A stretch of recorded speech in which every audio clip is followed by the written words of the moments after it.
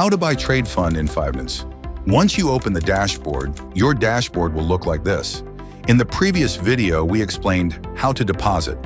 If someone hasn't watched that video, please watch it first. Again, I have deposited $300 in the same manner. In this video, we will discuss how to buy trade fund. On the left-hand side, you will see the buy trade fund option. When you click on that option, you will get two options: trade fund activation history, then click on the trade fund button. After that, you will see your main wallet balance and trade fund wallet balance. Here you can see that I already have $410 in my wallet.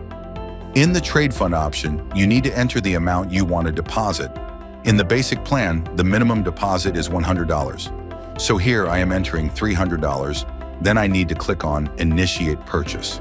Done. This pop-up appeared, Trade Fund Buy Successfully. Now $300 has been deducted from my main wallet. Now you can see the main wallet has $110 balance left, and the trade fund wallet has $300. Then click on Trade Fund History, where you can see the history of this amount.